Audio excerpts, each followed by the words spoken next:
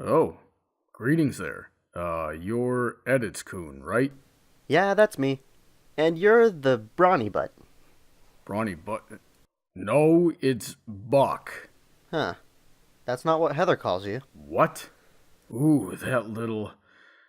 Okay, me and the Princess of Snark are going to have to chat about that later, but first I need to find her. I've been trying to reach out to her for days. Oh, I was looking for her too. What for? A soda. Alrighty then. Well, I guess there's no harm in checking up on her together, so let's go. What the? Lizard person! Facebook was an inside job! Zuckerberg has indoctrinated the masses! The bronies are next! Trump is just a distraction! It's all there is to take our job! Seriously, you've been in here for 3 days playing video games? Wart. What has the royalty come to?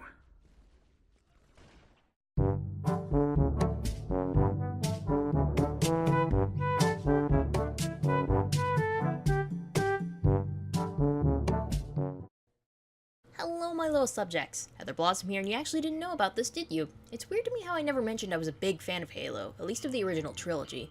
I'm in and out of the new stuff, but I don't think my passion comes close to that of the good old days. Let me elaborate.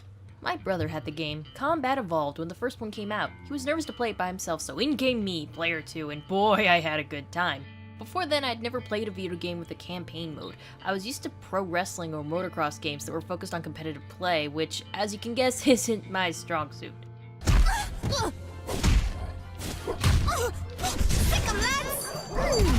How do you use your super? I still haven't figured it out. I'm sorry.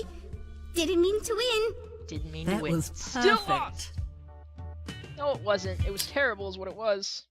But cooperative gave me an enjoyment of video games I hadn't had before. I mean, for once, I wasn't losing. I was having fun and being dropped into a whole new world at the same time.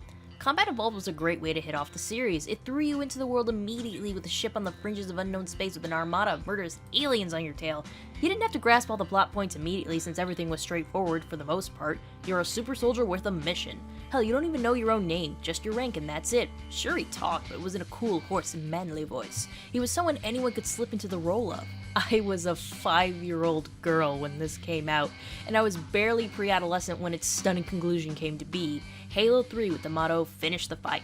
By God, it got me pumped! And the game didn't disappoint me. It was also the first game I ever played online multiplayer on, and it was awesome, because it turns out as much as I suck on my own, I don't suck as much on a team.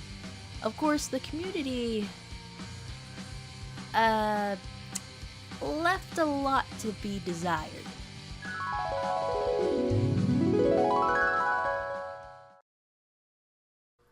Hey, you want to get in the Warthog with me? Oh my god, are you a girl? Yeah, Oh, how old are you? Are you in high school? Cause I am too. Move it, losers. I'm getting in the Warthog. Hey, screw you, we were here first. That dumb bitch probably can't even drive. Goddamn retard. You even know how to play this Shut game. the fuck up. Look at you. Were you even raised Fair right? enough. Jeez. He's so retarded. nerdy Jesus type of Christ. voice. You're such a goddamn noob. Here, okay. You little Hey, shut the mother fuck up. shit. Screw you. guys, come on, the other team is... Here? Move a muscle and I'll send you a picture of my dick.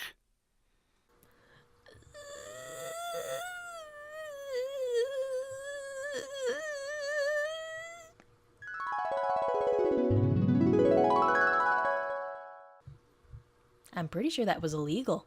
But nonetheless, I usually had a good time when I found the right click, which pretty much goes with any online platform these days.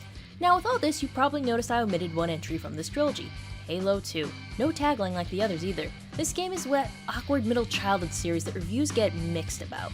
The first and last games are regarded with great respect, but Halo 2 hasn't had that same treatment. A second Halo was cheap, they said. No one wanted to play the Arbiter, they said. That cliffhanger was infuriating, they said. Hell, we all said that. But aside from that last gripe, were there really a lot of glaring issues with this game? If you ask me, which you are, you clicked that link, so shut up. No, this was another solid addition to the series, and in fact presented a lot of groundbreaking aspects to the franchise. Let's think back to Combat Evolved. What changes can we note? Well, a hell of a lot outside the superficial things like enhanced graphics and improved game controls that are expected of a sequel. Halo 2 presented, or at least kickstarted, a lot of features that would make the game series so enveloping overall. The foremost would be the inclusion of more characters. Seriously, what character outside of the Master Chief and Cortana can you name from Combat Evolved? Captain Keyes? He was more of an objective than a character. Every time you talk about him, it's always about how you need to save the guy from something.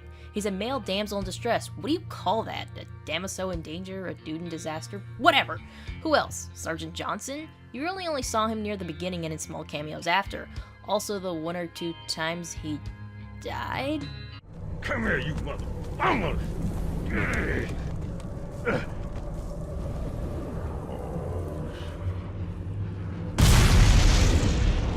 This is it, baby.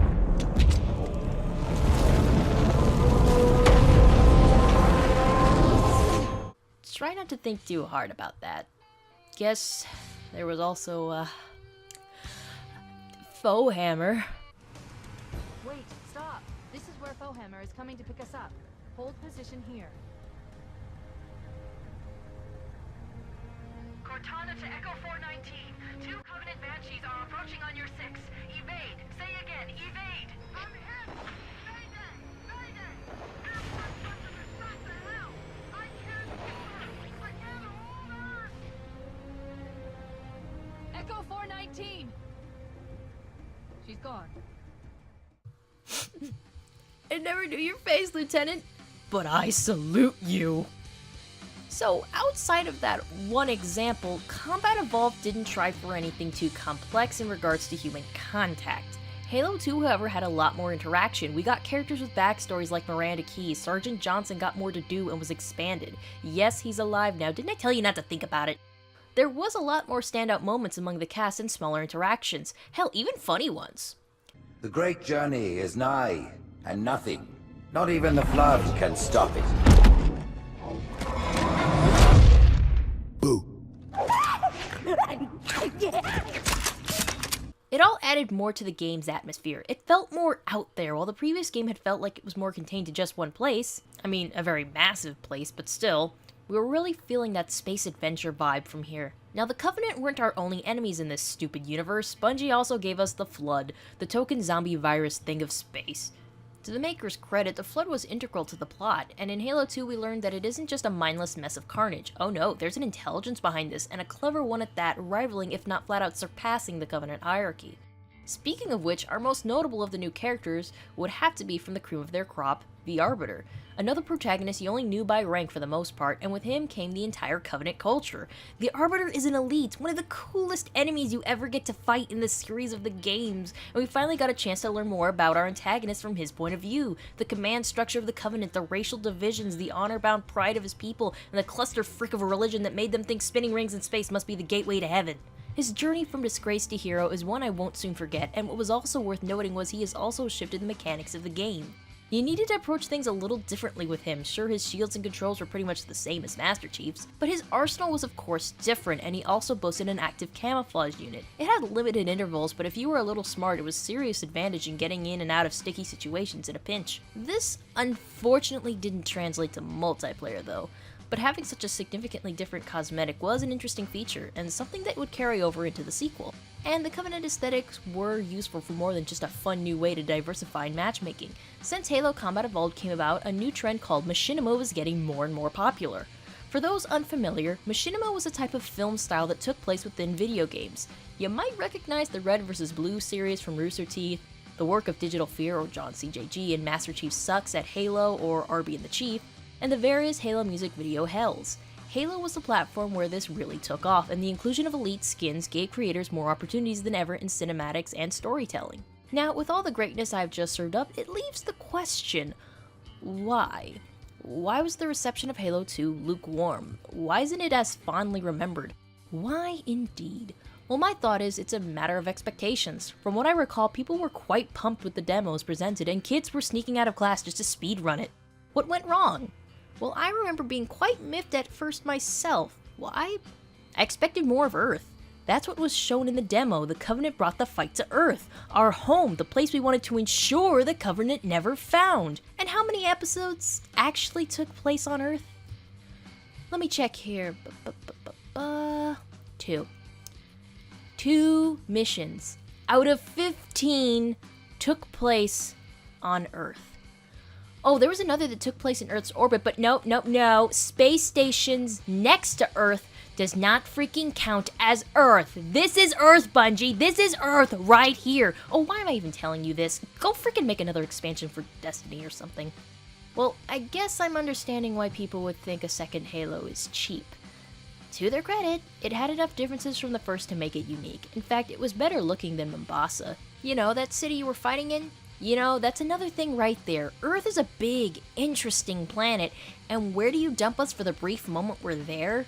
Some city in who the frick cares, East Africa or something. No, I apologize. Mombasa is an actual place, and the pictures of it look cool, with elephant tusks and pretty beaches, but the Mombasa we got was modern, and gray, and lame to look at. I know we're in the middle of a war, but geez, would it kill you to toss me some eye candy? And no, the Arbiter does not count. I don't care how muscular his thighs are.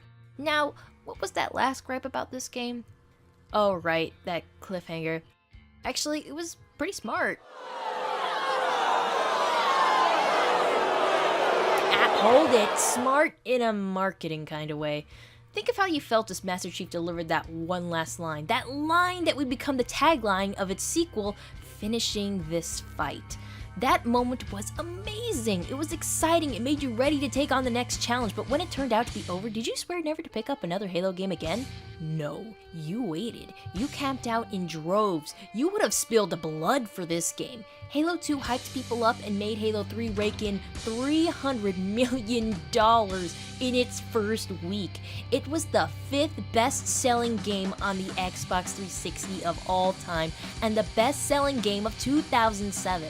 Yeah, it was a cliffhanger that made you throw your controller down in rage, but you know what? Good, because you're gonna buy that game. You're gonna buy the DLC, and you're gonna buy a new controller while you're at it. It was a ploy, and it worked. Now, was Halo 2 the best game in the trilogy?